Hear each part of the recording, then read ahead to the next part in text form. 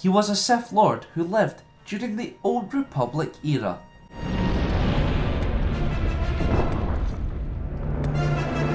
So how exactly did Darth Malgus rise in power?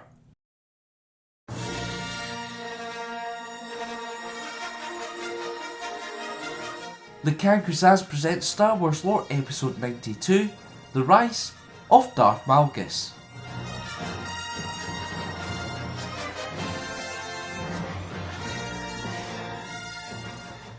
Malgus was born in the year 3701 BBY on Drummond Cass, under the name Veradun.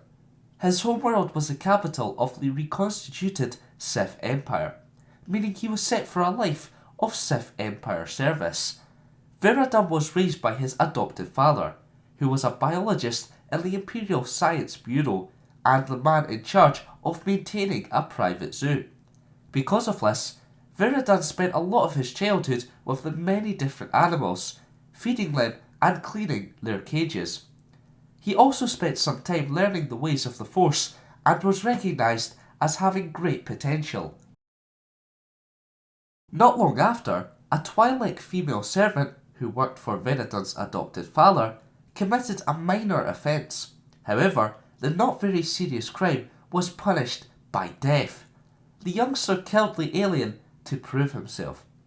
His guardian was very pleased by this and so referred Veradun to the Sith Academy so he could become a Sith warrior. Before the boy left to train, his adopted father taught him lessons through the use of his animals and their behaviour. Veradun would use these throughout the rest of his life. Eventually, the pureblood Sith Master, Vindican, selected the youngster as his apprentice. Because of this, Veradun adopted the name Malgus.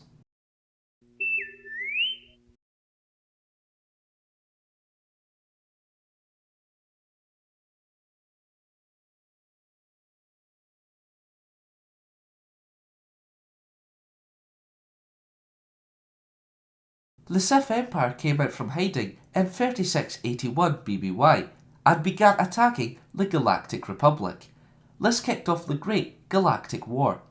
Vindican and Malgus were part of the Sith assault to regain the world of Coruscant, a planet very closely affiliated with the Sith. They boarded a Republic space station above the planet and very much announced their arrival. The two came into contact with the Jedi Master Kal Chen Darak and his Padawan Satele Shan. Malgus attacked the young female whilst his master dealt with the Zabrak. It was by no means an easy fight, and Malgus had to call in the aid of Vindican at one point. When the battle became too much, Darak ordered his Padawan to escape. Although the two had the numbers advantage, the Zabrak slashed Vindican's face before stabbing him in the chest.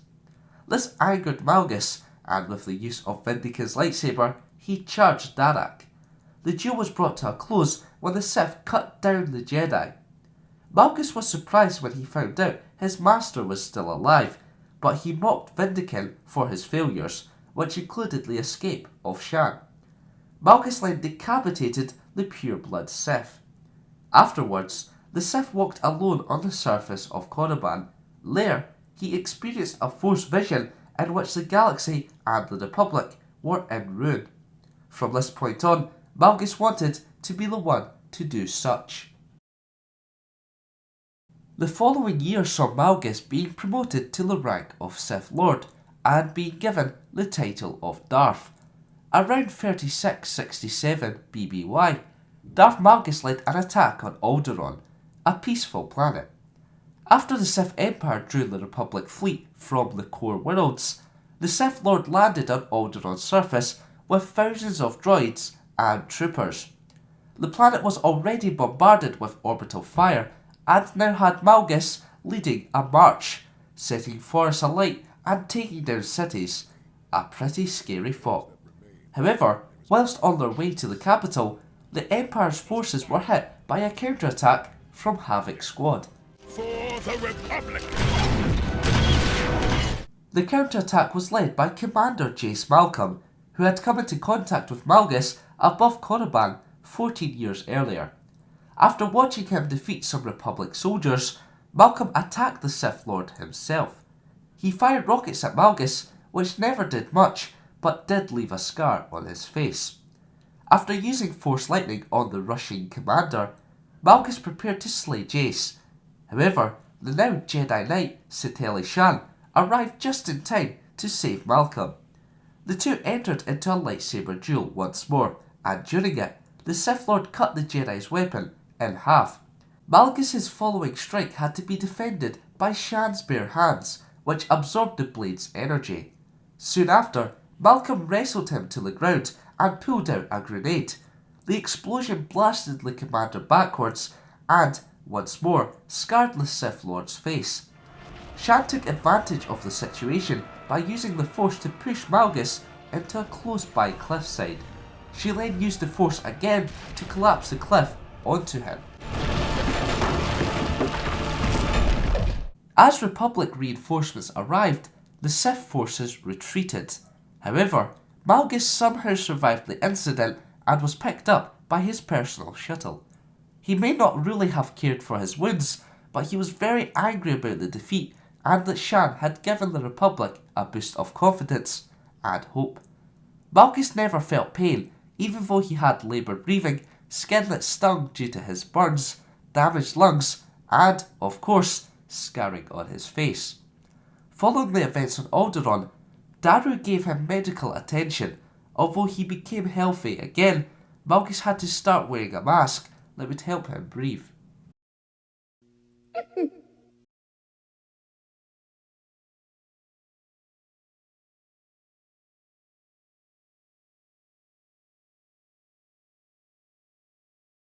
Nearing the end of the war, Malgus fronted a campaign in the Outer Rim. He attacked Alderaan with the Sith forces alongside Sith Lord Darth Malgus. Although the attack was successful at first, Malgus had to order the retreat of his forces. The act of returning to Sith-controlled space meant another Republic victory. However, the Republic fleet followed Malgus and a battle broke out on the planet Ashaz Ree. The Sith Lord reigned victorious and the Dark Council ensured that he'd never face a shortage of troopers again, like what happened on Alderaan. 28 years after the war began, the Dark Council expressed a desire to negotiate peace with the Republic Senate. As the Senate, the Jedi Order, and the Sith Empire prepared for talks on Alderaan, the Sith prepared a sneak attack on Coruscant. The Sith Lord, Darth Angral, was placed in charge of the mission, whilst Malgus was tasked with leading an attack on the Jedi Temple. Malgus gladly accepted the role due to the assumption that Coruscant would be destroyed, hence confirming his Force vision on Korriban. The Sith Lord planned to infiltrate the temple and distract the Jedi so a 50-man team of Sith could ambush the Jedi. Malgus requested that he be the only leader of the attack, but Angral made sure Malgus's rival acted as second in command and oversee the large Sith infiltrating team. When peace talks began on Alderaan, Malgus set his plans in motion. The Sith Lord approached the Jedi Temple alongside Daru. They even shared a kiss before the attack. After confirmation from bounty hunter Shae Vizsla that the temple's defences were down, the two approached the entrance. Security guards tried to halt the two, but were quickly dealt with. Vizsla then infiltrated the temple as Malgus and Daru continued. Some Jedi Knights confronted the two, causing a big duel to break out. Malgus fought Jedi Master Ven Zalo and actually showed some respect towards him due to the Jedi's ability. However, the temple was soon penetrated by a hijacked Republic dropship. The impact took out many columns, and the vehicle just halted before the Sith Lord and the Jedi Master. At that point, Lord Adras and the 50 Sith warriors revealed themselves. The Sith forces, including Vizsla, outnumbered the Jedi, and it was inevitable that they would reign supreme. Zalo was a very good match for Malgus, to say the least. The Jedi put up a great fight, but just fell short and was impaled by the Sith Lord. This announced the successful takeover of the temple and the beginning of the sacking of Coruscant. The Sith forces began a full-on assault on the capital, whilst Darth Angral took over the Senate building, killing Supreme Chancellor Baruchan in the process. Meanwhile, Malgus basked in the destruction before getting medical attention for the injured Daru. The Twi'lek was taken by medics aboard the Steadfast into orbit. Malgus soon after used explosives to destroy the Jedi Temple, sending pieces of it flying everywhere. This was symbolism of the Republic and Jedi Order's downfall. Malgus later found out that the Empire decided to not outright destroy Coruscant, instead using it as a tool for negotiation. This angered the Sith Lord as it halted his vision on Korriban, and he believed it was against everything the Sith Empire stood for. He later had a brief duel with Angral as he was the one to halt the orbital strikes, and revealed he stopped Daru from being treated aboard the Steadfast. The fight never ended with any injuries. The war ended when the Treaty of Coruscant was signed. Following this, Malgus grew distant from the Empire. He even defeated Darth Arho, therefore helping the Republic, so he could fend off his rival. Malgus later helped rescue Supreme Commander Rance and served as a military consultant for the Dark Council. Soon after, he delivered a speech in which he declared himself as the new Emperor of a new empire. He claimed it would not suffer from internal Dark Council fighting and announced the use of a droid army similar to, but more powerful than, Revan's. However, after an attack by a strike team, Malgus was overpowered and frozen in carbonite. He was presented to the Eternal Empire's Emperor, Valkorion. Thousands of years later, in the book The Rule of Two, Dark Lord of the Sith Darth Bane wrote about Malgus.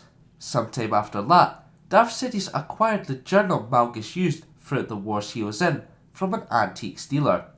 He gave it to his apprentice Darth Vader for inspirational purposes. Both of these facts continued Malgus's legacy. Now it's time for this week's question. Would you like to see a Star Wars film based on the events surrounding the Old Republic? Let me know in the comments below. If you want to learn more about Darth Malgus, such as his personality and abilities, click the video on screen or the link in the description. Remember to vote for next week's episode by liking one of the 3 comments below, and for more Star Wars lore, keep up to your telecounters. 1, 2, 3. Oh no. I don't want to go any further than this. I have to actually shake out the head out of there. Oh, I can feel it already, that is it.